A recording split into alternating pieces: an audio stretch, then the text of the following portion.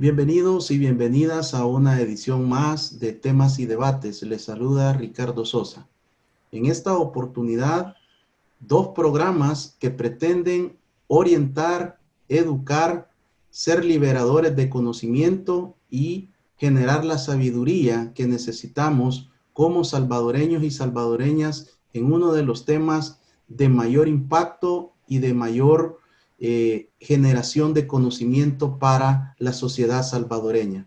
Haremos dos programas con el doctor Carlos Lara Martínez, quien es doctor en antropología y que para este fin le hemos solicitado que pueda dedicarnos dos programas para poder hablar sobre la antropología y sus diferentes facetas, así como la antropología en El Salvador. De igual manera, he solicitado el apoyo, el acompañamiento del antropólogo Juan Martínez Dawison, quien es un panelista frecuente y recurrente de este programa para hablar de diferentes tópicos de la violencia, de la antropología sociocultural, y me hace el favor de acompañarme para poder conducir de mejor manera este conversatorio sobre la antropología. Juan, bienvenido, gracias por aceptar esta invitación, por ser el enlace y por ayudarnos a contar en este homenaje para el doctor Carlos Lara Martínez. Quiero agradecerte públicamente el apoyo y quiero pedirte que por favor hagas la presentación de parte de la rica hoja de vida del doctor Lara Martínez. Bueno, gracias a ti, Ricardo. Buenos días a los que nos escuchan.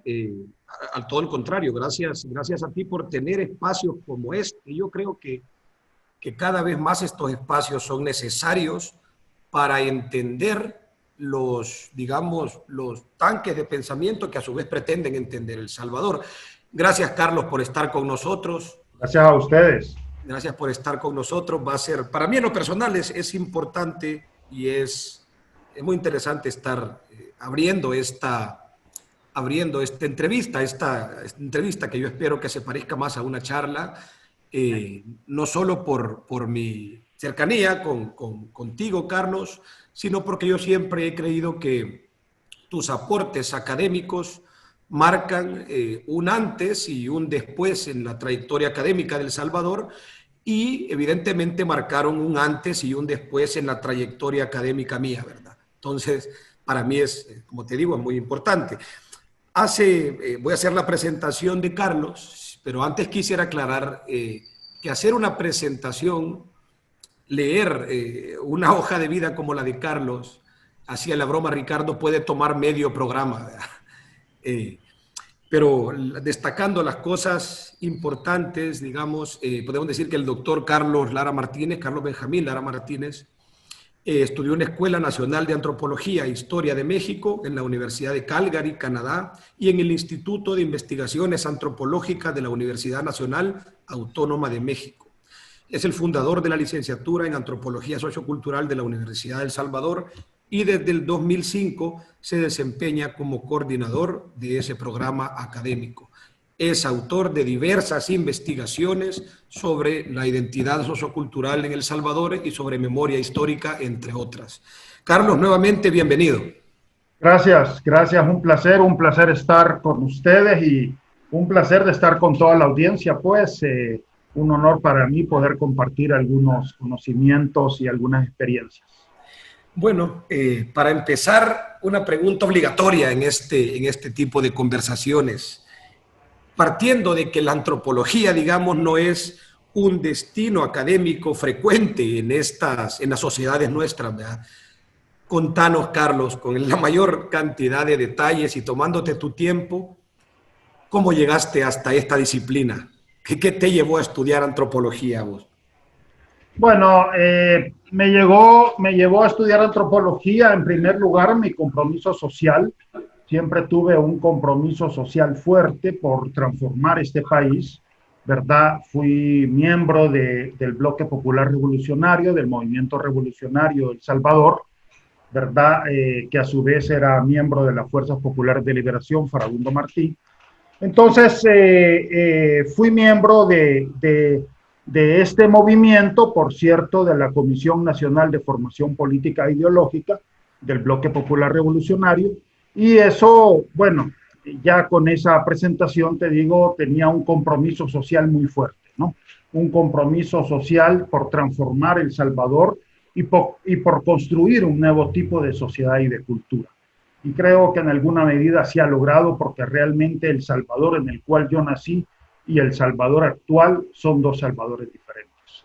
Entonces, en ese sentido, este compromiso social me llevó también al estudio de las ciencias sociales, ¿verdad? Me llevó al estudio de las ciencias sociales, que en realidad inició aquí en El Salvador.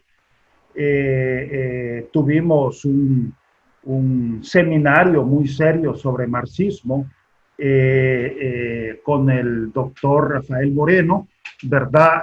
Un especialista, él venía de la Sorbona de París, no tengo entendido, un especialista pues en esa materia, y eso me marcó bastante, y de ahí todos mis estudios de sociología, ciencia política, la misma influencia de mi padre, porque mi padre también, bueno, fue fundador del Partido Demócrata Cristiano, y también muy interesado en temas sociales y en la historia.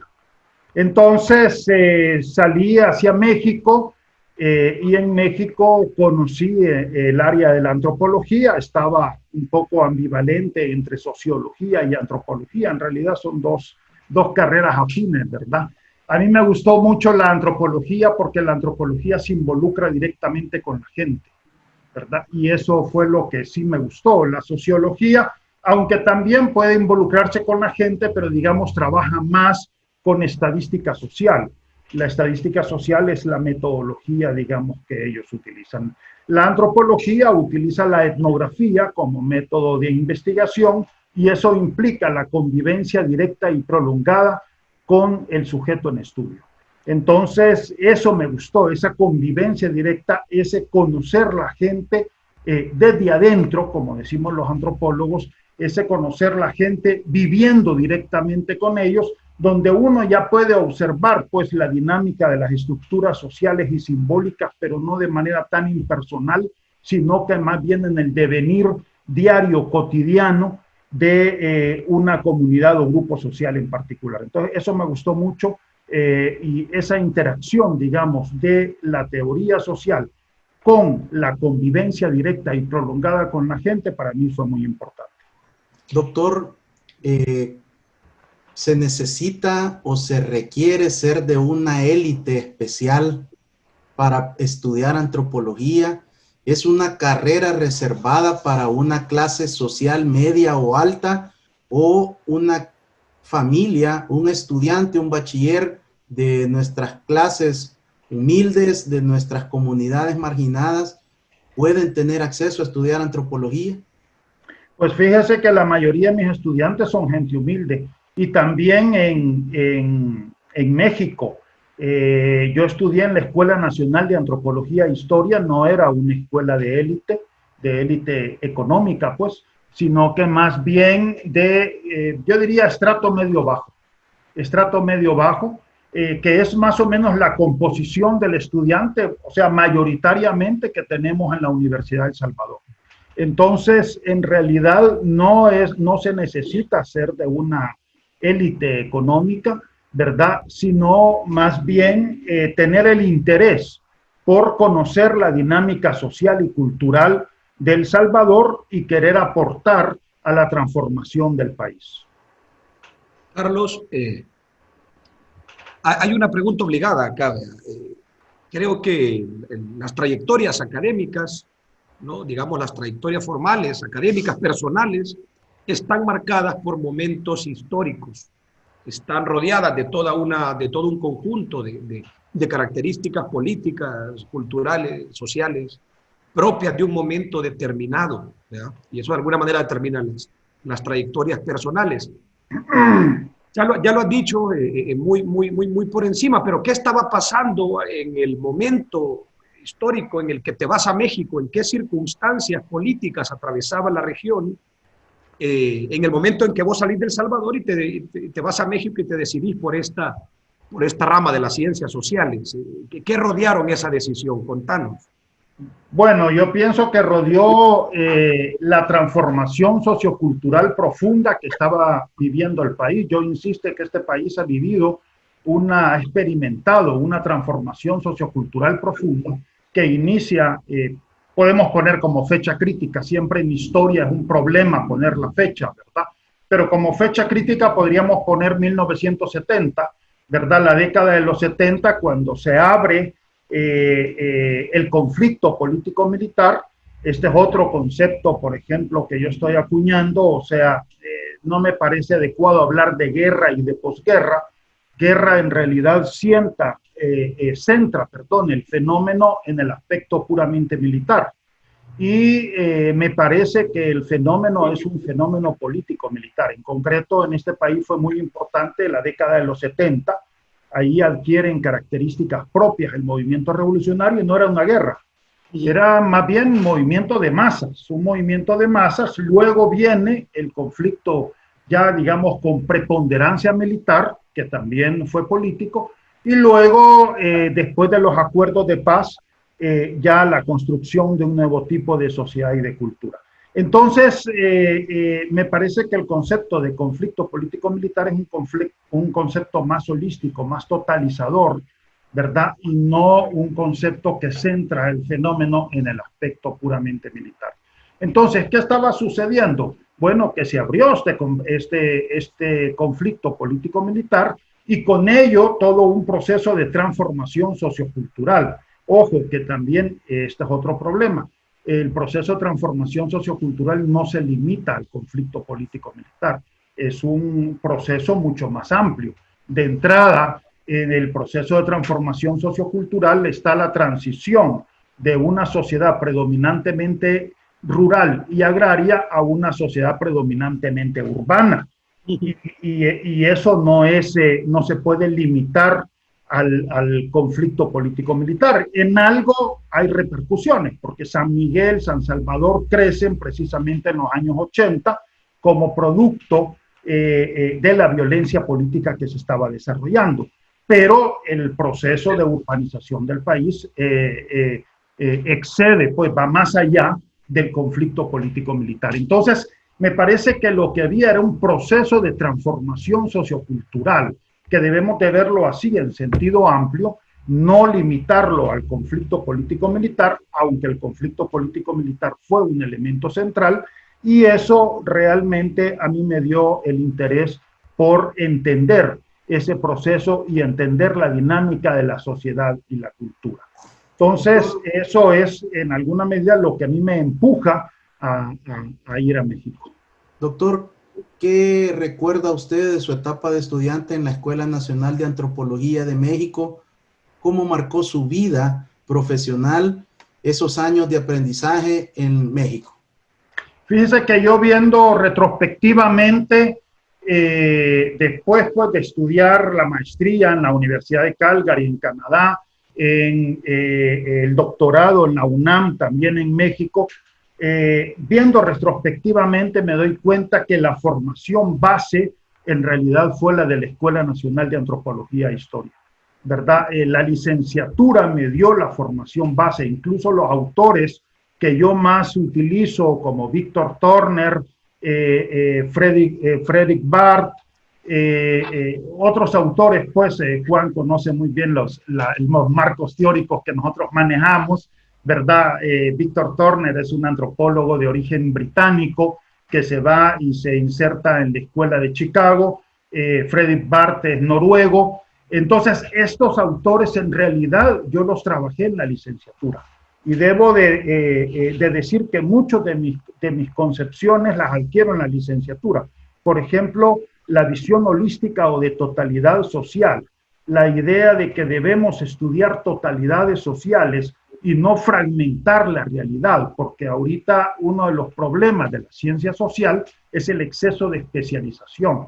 Entonces pareciera ser que el ser humano vive en departamentos estancos, ¿verdad? Estudiamos la dinámica política, por un lado, otros estudian la dinámica económica, otros estudian la dinámica simbólica, pero resulta que el ser humano es integral. El ser humano vive en una totalidad que, como le decía antes de comenzar este programa, usted es padre de familia, viene al trabajo, después del trabajo, si es religioso, se va a la iglesia, y todo eso sucede en lapsos de 15 minutos, 20 minutos. Entonces el ser humano no vive en departamentos estancos. Esa visión holística, totalizadora, en realidad la adquirí en la Escuela Nacional de Antropología e Historia. También la teoría de la identidad, la cual se estaba haciendo referencia hace un rato, también la desarrollé en la Escuela Nacional de Antropología e Historia. Entonces, a mí me parece que la licenciatura es muy importante. Fíjese que yo le agradezco al doctor Arturo Taracena, que ahora es historiador guatemalteco, que ahora está en México, cuando iba a crear la carrera de antropología. Y entonces tuve un proyecto en Guatemala, estuve en Sirma, en Antigua Guatemala, ahí estaba el doctor Taracena, y yo le dije, bueno, aquí lo más práctico sería crear una maestría. No, me dijo, estás equivocado. Vos tenés que comenzar por la licenciatura, porque la licenciatura es la base de la formación de la gente. Ya después que vayan a hacer sus posgrados a donde quieran, pero la licenciatura es la base. Si no tenés licenciatura, no tenés nada. Y la verdad es que es cierto. Totalmente. Entonces, yo puedo decir que la formación base la adquirí en la Escuela Nacional de Antropología e Historia de México. Esto, de alguna manera, lo estás diciendo desde la distancia, con tu doctorado, después de una trayectoria larga, digamos, por varias escuelas, ¿no? En México, pero también en Canadá, etc. ¿Qué expectativas? Porque creo que esto es importante, sobre todo si nos escuchan gente joven, sobre todo si nos están escuchando gente que empieza o que puede empezar una trayectoria académica en la antropología. ¿Qué expectativas tenía el Carlos Lara terminando su bachillerato? ¿Qué expectativas tenías cuando estabas joven y estabas viendo el panorama de qué ibas, hacia dónde iba a ir tu vida? ¿Cuáles eran tus expectativas de la antropología? ¿Qué esperabas vos encontrar en esas aulas de México antes de meterte de lleno a esto? Bueno, mi principal expectativa era aportar a la transformación sociocultural del país, ¿verdad? Dejar, por decirlo coloquialmente, una sociedad menos peor de la que había encontrado, ¿verdad? En alguna medida aportar a construir un nuevo tipo de sociedad y cultura. Eso era como mi principal expectativa, y esa la tuve desde muy pequeño, ¿verdad? Desde muy pequeño. Luego, cuando fui a México, como te digo, andaba ambivalente si estudiaba sociología, antropología. Me gustó la antropología por la inserción con la gente, y yo lo que esperaba era recibir una formación lo suficientemente sólida como para poder realizar pues este sueño de transformar El Salvador. Y me parece que en ese momento precisamente pensé, bueno, realmente más que volverme político, lo importante aquí es buscar otras áreas que van a aportar a la transformación del país. Y una de las áreas importantes es la ciencia, ¿verdad? Es decir, en El Salvador y en América Latina hacemos muy poca ciencia. Se necesita más ciencia para poder aportar a esa transformación de la sociedad. Me llama este punto, me parece chévere que lo hayas tocado, porque en esos momentos, por toda digamos, la tormenta de historias que recibió mi generación, en esos momentos, digamos, a la hora de buscar transformaciones políticas, tu generación, cuando tuvo 19, 18 años, la mayoría que buscaban, y creo que fue una generación muy comprometida, a la hora de hablar de transformaciones, la mayoría de personas buscaron transformaciones a través de la participación en movimientos sociales, digamos, a través de hacer directamente la revolución. Es un tanto extraño, digamos, es un caso como bastante atípico. Un muchacho de esas edades, en esos contextos, que decide buscar, digamos, el camino largo, ¿verdad?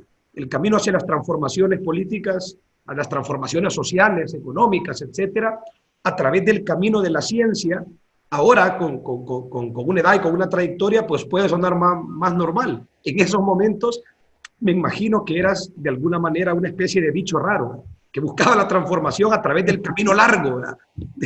Fui criticado por eso, Juanjo. Fue criticado por eso, porque incluso Contanos. la dirigencia del frente me criticó por eso, ¿verdad? Es decir, me veían como pequeño burgués, como alguien que buscaba mis comodidades personales, etcétera, y no era eso, ¿verdad? Es decir, definitivamente que se necesitaba tener una visión más amplia de la transformación sociocultural, porque la transformación sociocultural, como vuelvo a repetir, no solo es la contienda política, la transformación sociocultural es más amplia. Y un elemento central en la transformación sociocultural es la ciencia. La ciencia, ¿por qué? Porque los latinoamericanos nos hemos acostumbrado a ser consumidores de ciencia. Nos hemos acostumbrado a ser consumidores y aplicadores de ciencia. Entonces, aparte de este bicho raro, no solo apuesta a la ciencia, sino que apuesta a la creación científica, a crear ciencia por nuestra propia cuenta. Y eso creo que es muy importante, ¿verdad? Muchos de los científicos, no digo todos, pero muchos de los científicos en América Latina en realidad son consumidores y aplicadores de modelos. Lo importante es crear modelos teóricos propios, ¿verdad? Modelos teóricos propios que abonen a la transformación de la sociedad. Entonces sí, y en esa época efectivamente sí fui criticado porque se me veía pues que andaba buscando mis comodidades personales cuando no andaba buscando mis comodidades personales. Seguía comprometido con el cambio, pero pensando el cambio de una perspectiva más amplia y no solo como contienda política. Doctor, ¿por qué en esa dimensión que usted habla de una transformación estructural, se nos ha vendido en América Latina que el camino de los cambios es la lucha armada, que es el conflicto armado? Usted está incorporando un elemento interesante porque posiblemente en aquel momento que usted toma la decisión de estudiar científicamente cómo transformar desde el origen, desde la causa a una sociedad, posiblemente muchos dijeron, este es lo que está haciendo, es huyendo o escapando a una mejor vida hacia México. ¿Cómo relacionar el cambio desde la raíz, desde el interior de una comunidad, de una sociedad, y cómo los jóvenes que sintonizan este programa y los que podrán observarlo a través de las redes sociales, cómo cambiar ese paradigma de que el conflicto, que la guerra es la solución a los problemas? Sí, yo siempre tuve esa visión, ¿verdad? Es decir, de que la transformación, el cambio de la sociedad no era una cuestión puramente política. La política es un aspecto, y un aspecto yo no lo desecharía, yo creo que es un aspecto muy importante, ¿verdad? Pero no es el único, no es el único. E insisto, en América Latina es fundamental la creación científica, ¿verdad? Si no construimos ciencia, seguimos siendo dependientes intelectualmente, porque ese es el problema de fondo. Es decir, mucho podemos luchar políticamente, pero a nivel intelectual y a nivel de ciencia seguimos siendo dependientes, seguimos siendo consumidores y aplicadores de modelos teóricos que nos vienen de otros lados. Que está bien que vengan de otros lados, yo no estoy criticando que vengan de otros lados. Es más, el conocimiento no se crea en el aire, ¿verdad? Pero también nosotros debemos de comprometernos con hacer ciencia, con crear ciencia, y no solo para El Salvador, para la sociedad global, para el mundo entero, ¿verdad? Para el mundo entero, porque creo que nuestra experiencia es muy importante, por ejemplo, para Europa o para Asia o para Estados Unidos, para cualquier otra parte del mundo. Entonces, es eso, es decir, es pensar la transformación de una perspectiva más amplia. Y, insisto, no desechando la política es importante, pero no es lo único. A veces el problema es que la gente cree que la política es lo único. La política no es lo único. La política es un componente de la transformación sociocultural. Llegamos al corte en esta pausa agradeciendo al doctor Carlos Lara Martínez su participación y también el acompañamiento del licenciado Juan Martínez Dawson. Al regresar, conoceremos más de la vida y del legado del doctor en antropología Lara Martínez. Regresamos.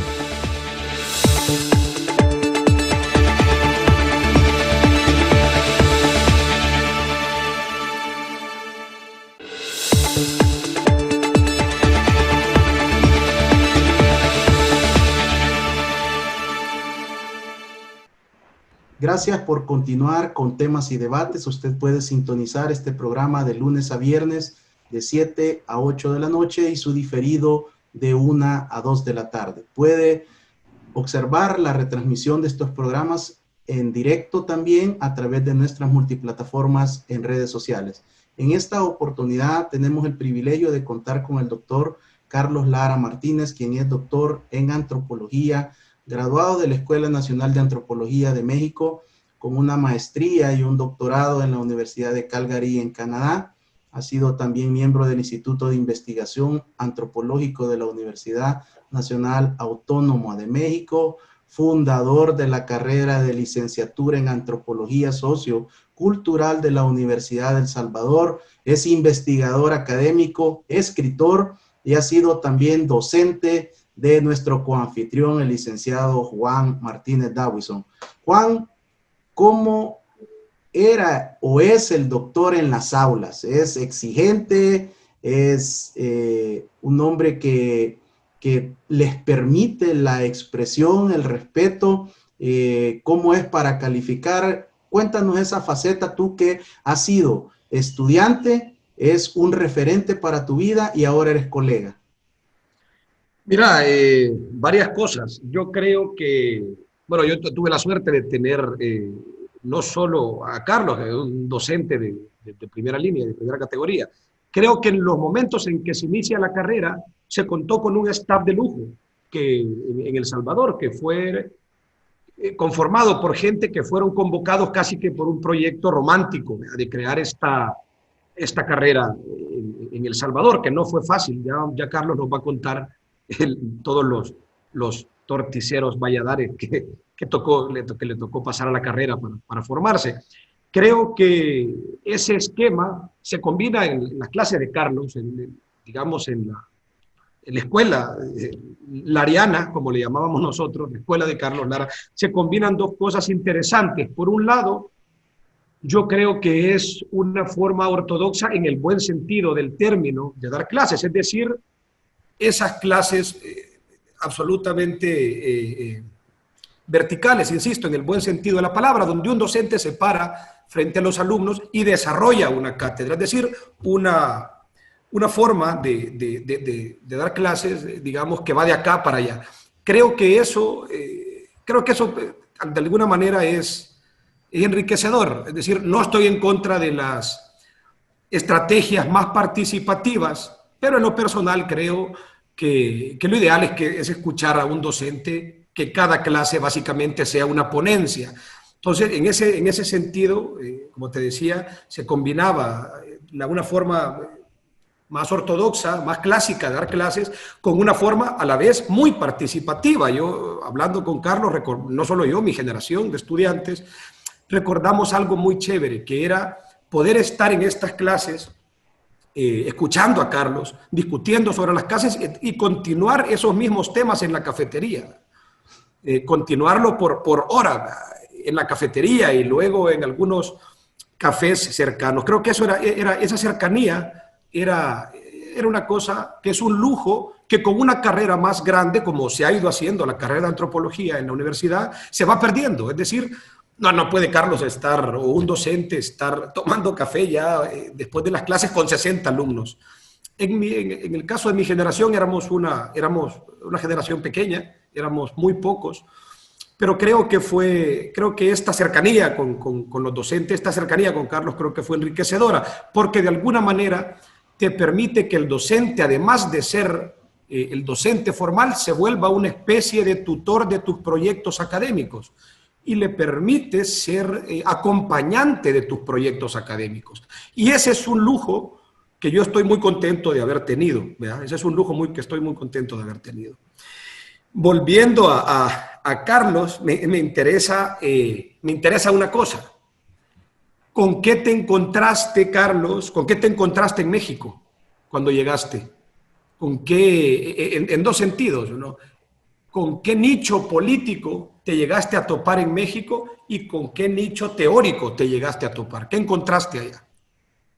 Bueno, a nivel político, curiosamente, cuando llegué a México me reinserté al movimiento revolucionario y creamos quizás yo diría, quizás el movimiento de solidaridad más grande que ha habido, ¿verdad? Con El Salvador. Yo recuerdo esas manifestaciones por México que eran cuadras y cuadras, se te perdía la vista, ¿verdad? Se perdía la vista de la cantidad de gente apoyando al movimiento revolucionario de El Salvador. Entonces, creamos un movimiento muy grande. Tuve el honor de trabajar con el doctor Rafael Mengíbar Larín, que por cierto es un académico muy importante también, ¿verdad? Fue un movimiento bastante grande, el movimiento de solidaridad. Y a nivel académico, efectivamente, me encontré con nuevos paradigmas, nuevas ideas. Esto desde muy temprano tuve un profesor de origen argentino, Helio Maferrer Can, y él traía toda esta idea de la visión holística de totalidad social. Él nos metió bastante esta idea, a él le debo pues ese aspecto. Y también la teoría de la identidad, y por supuesto que también el marxismo, porque la antropología marxista era muy importante en México, ¿verdad? Entonces, ese nicho académico, pero también había otro nicho, que es el nicho cultural, ¿verdad? El desarrollo cultural de México era muy importante, y eso hay que decirlo, ¿verdad? Teatro, cine, bueno, ahí vi las películas de Tarkovsky, de Andrei Tarkovsky, ahí vi las películas de Werner Herzog, bueno, de cuánta gente, ¿no? Decir, los festivales de cine en México eran un lujo, ¿verdad? Llegaba las películas, las últimas películas y de cine de arte realmente, ¿verdad? El teatro también, teníamos obras de teatro de primera calidad. Escuela Nacional de Antropología se había creado a la par de la Olin Yolistli, que era una sala de música académica y de jazz académico, pero más música académica, bueno, mal llamada clásica, yo le llamo música académica, en realidad, pero se le puede seguir llamando clásica si algunos quieren. Y para los estudiantes de la ENA era de gratis, o sea, nosotros podíamos ir a escuchar los conciertos y muy buenos conciertos realmente. Entonces, toda la vida cultural, uno iba a una fiesta y hablaba de temas académicos también, que eso era muy importante, ¿verdad? El ambiente cultural e intelectual de México era muy importante, aparte de los académicos mexicanos.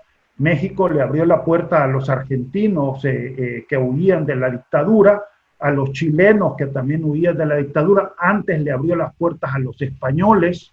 Entonces también había una efervescencia intelectual muy importante. Ángel Paler, que es uno de los grandes antropólogos mexicanos, en realidad era español, ¿verdad? Que venía huyendo del fascismo en España, ¿no?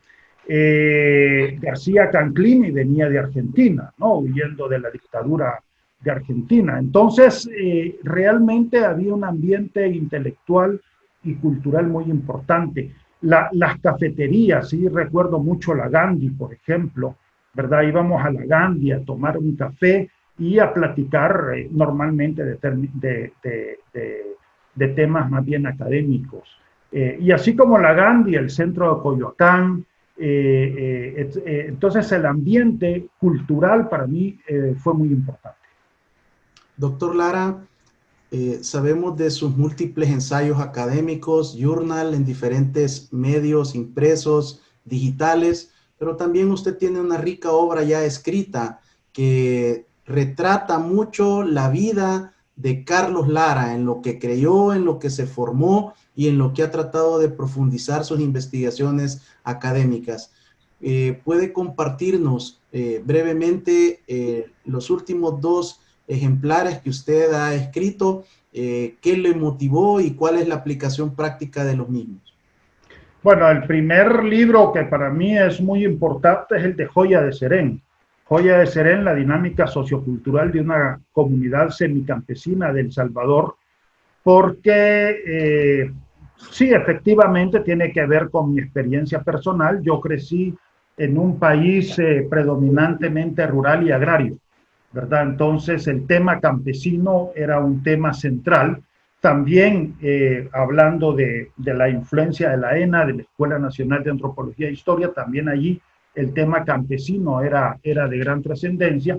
Entonces sí, efectivamente me di a la tarea de poder entender, ¿verdad? Esta población y su inserción en la sociedad capitalista dominante. Entonces, ese fue un tema, y Joya de Serén me interesó por varias razones. En primer lugar, porque es vecina de un sitio arqueológico de gran trascendencia, Joya de Serén, que también es una aldea campesina del 600 después de Cristo, y siempre me interesó esta relación del pasado prehispánico con la sociedad contemporánea. Entonces ese fue un aspecto. El otro aspecto es de que Joya de Serén estaba muy cerca de San Salvador, con carreteras muy fáciles para llegar, 30, 40 minutos, creo que a Santa Tecla, en media hora está uno en Santa Tecla, y además ahí hay toda una zona franca, ¿verdad? Toda una zona franca de maquilas. Entonces, la relación del campesino, lo que yo llamo el semicampesino, es decir, la relación de este agricultor que produce bajo una lógica de subsistencia con la sociedad capitalista dominante que produce bajo una lógica de maximización de beneficios, ese es un tema que siempre me interesó. Y por cierto, me ayudó bastante para el tema de Huarquila y los ranchos, que es mi último libro, ¿verdad? Memoria histórica del movimiento campesino de Chalatenango, porque precisamente los campesinos de Chalatenango no eran campesinos, eran semicampesinos, y eso les daba una visión, o sea, no era un campesino tradicional, era un campesino que dominaba perfectamente la sociedad nacional. Entonces, eso le da una visión distinta, y eso precisamente hace que se produzca uno de los sujetos centrales del movimiento revolucionario. Como diría, ahora sí voy a echar mano de Carlos Rafael Cabarrús, en su libro Génesis de una revolución, es que eran sujetos que experimentaban las contradicciones de ambos modos de producción, es decir, del modo de producción campesino y del modo de producción capitalista. Y eso precisamente, esa situación intermedia, nosotros acuñamos el tema el concepto de liminalidad. Limen es lo que está entre lo uno y lo otro. Ese estar entre lo uno y lo otro, entre el modo de producción campesino y el modo de producción capitalista, le da una gran fuerza para transformar la sociedad. Efectivamente, el movimiento, aunque hablaban de alianza obrero-campesina, la verdad es que los obreros fueron verdaderos ausentes de la revolución. Los verdaderos sujetos de la revolución fueron los campesinos y los estratos medios, estudiantes y maestros, ¿verdad? Son los 3 grandes movimientos que se crean en los años 70, el movimiento campesino, el movimiento magisterial y el movimiento estudiantil. Y el movimiento campesino, en realidad, mayoritariamente es semicampesino, es este sujeto que está entre el capitalismo y el campesinado, y eso precisamente le da una gran fuerza, una gran capacidad de transformación de la sociedad. Carlos, hay un libro, evidentemente creo que todos estos aportes son bien importantes, ¿verdad? Para mi trabajo hubo un libro tuyo que personalmente me ayudó a entender ciertas cosas, que es Salvadoreños en Calgary. Sí. Sobre todo porque se toca el tema de la identidad y sobre todo de la identidad migrante, que es un tema que yo en mi trabajo pues me ha tocado enfrentarme un montón. Hay una diferencia significativa entre trabajar movimiento semicampesino, como vos decís, en un país que conocías, en un país del cual habías absorbido un montón de conceptos, un país predominantemente agrario, a dar el salto a trabajar población migrante en un país ultramodernizado como es Canadá. ¿Podrías contarnos de ese proceso diferente? Digamos que yo creo que en tu obra es como el libro diferente a los demás, el libro Sí. más alejado, digamos, donde tocas una temática diferente. ¿Podrías contarnos de este libro? Sí, lo que yo hice ahí fue aprovechar una situación. A ver. Obtuve una beca para ir a estudiar la maestría a la Universidad de Calgary, Canadá, y entonces dije, bueno, ¿qué hago en Canadá? Y entonces yo había trabajado el tema de la identidad, sobre todo con población indígena en México. Mi tesis de licenciatura fue sobre indígenas nahuas, la Semana Santa en San Juan Ahuacatlán, en la Sierra Norte de Puebla, México. ¿Verdad? Es otro mundo. La Sierra Norte de Puebla, hay que dimensionarla, es muy diferente a la ciudad de Puebla o a la Ciudad de México. Entonces, ya había trabajado este tema de la identidad y cuando llegué a Calgary dije, bueno, sería muy importante trabajar la vida de los salvadoreños en Calgary, cómo construyen su identidad los salvadoreños en Calgary, ¿verdad? En un espacio físico, social y cultural completamente diferente, ¿verdad? Entonces, además, otra de las cosas interesantes de los salvadoreños en Calgary es de que era una población bien joven. Ok. Era una población bien joven, es decir, ellos tenían como cinco años la media de haber llegado del Salvador, ¿verdad? Joven en el sentido de migración. Bueno, y jóvenes también, porque la mayoría eran jóvenes, pero además era una comunidad joven en el sentido que era una comunidad que se estaba constituyendo en ese momento. Entonces, eso también me interesó y cómo estas poblaciones en realidad interactúan con los grupos étnicos que ahí encuentran. Allí entendí el concepto de Joseph Llovera de etnonaciones, grupos etnonacionales, etno de étnico y nacionales de nación. Es decir, son grupos que tienen un origen nacional, pero sus características son las de un grupo étnico, ¿verdad? Entonces, los salvadoreños en Calgary interactúan con los anglo-canadienses y con los chilenos calgarianos. Ahí es interesante porque a veces uno ve la globalización y sí, por supuesto que hay un sentido de globalización, pero también en Estados Unidos y en Canadá hay un sentido de localidad, ¿verdad? La gente vive, digamos, en Calgary e interactúa con los grupos étnicos que encuentra ahí en Calgary.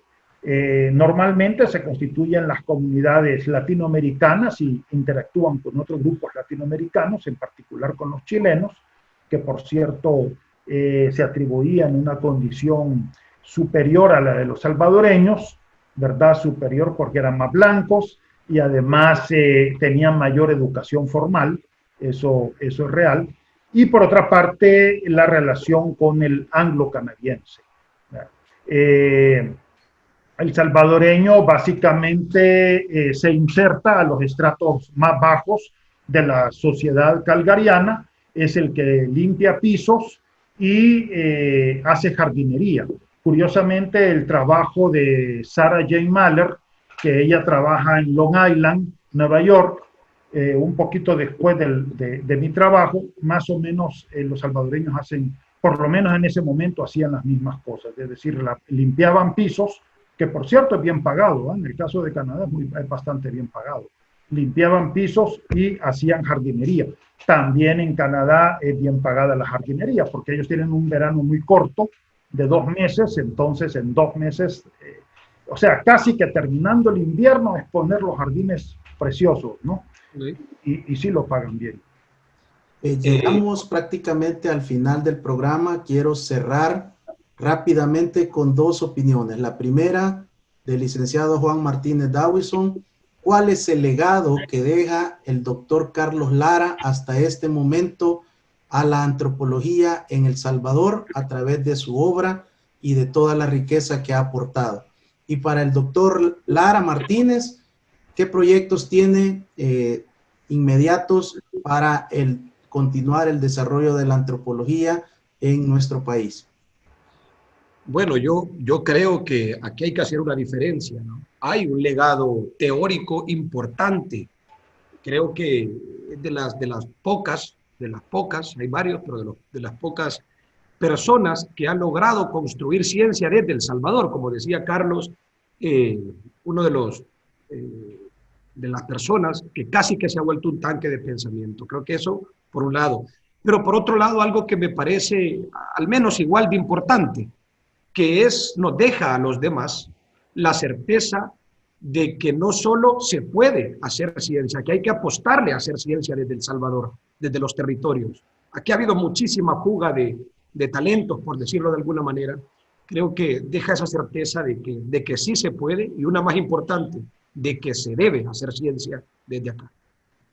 Doctor, ¿qué proyectos están cocinándose? ¿Qué podemos compartir de lo que se pueda comentarle a nuestros televidentes y cibernautas? Bueno, en primer lugar, continuamos con el tema de la memoria, ¿verdad?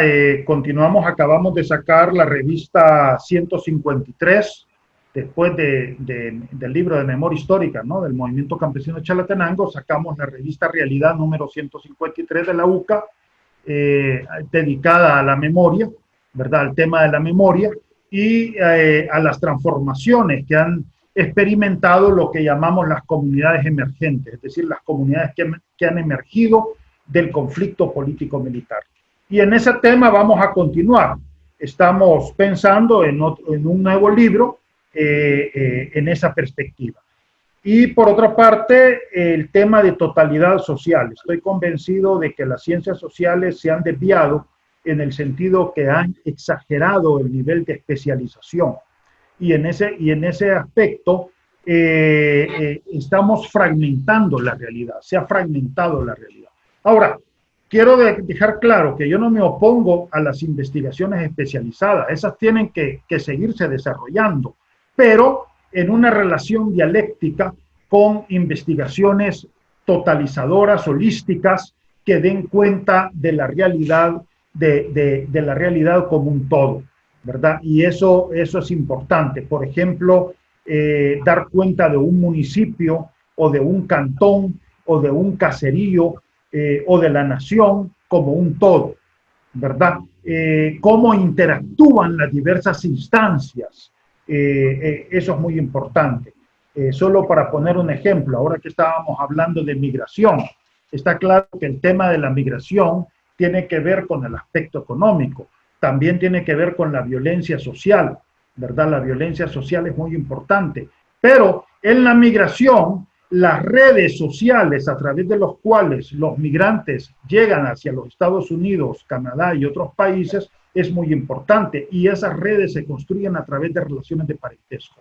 Son los grupos domésticos y las familias ampliadas las que están constituyendo las redes a través de las cuales los migrantes llegan a los Estados Unidos, Canadá y otros países del mundo. Entonces, en realidad todo está interconectado. Hay que develar esa interconexión entre las diversas instancias de la sociedad. Repito, esto no se opone a las investigaciones especializadas, más bien se complementa, se retroalimenta, ¿verdad? Pero sí es importante dar una visión de totalidad en los fenómenos socioculturales que estudiamos. Doctor Carlos Lara, quiero agradecerle el haber aceptado la invitación, el poder compartir parte de su obra, de su estudio, de su trabajo de investigación y su legado para El Salvador y para América Latina. Agradecerle también al licenciado Juan Martínez Dawison el poder haber hecho este enlace y compartir esta interesante charla. Gracias, licenciado, gracias, doctor. Su mensaje de despedida. Bueno, yo agradecerles a ustedes, ¿verdad?, por poder comentar estos temas, agradecerle a la audiencia que también ha estado atenta, digamos, al desarrollo de este programa, y invitarles a que le apostemos a la ciencia.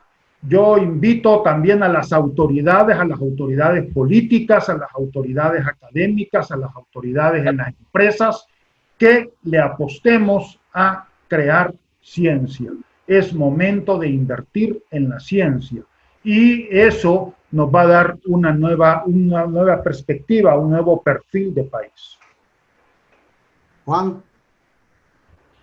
Bueno, siguiendo en la línea de Carlos, yo creo que ese es uno de los legados y de los mensajes importantes. Es difícil, pero es necesario construir ciencia desde El Salvador. Amigos televidentes y cibernautas, ha sido el doctor Carlos Lara Martínez, doctor en antropología, con quien hemos conversado sobre su vida, sus estudios, investigaciones y el legado que deja al país y que continuará aportando. Gracias por su sintonía. Hasta la próxima.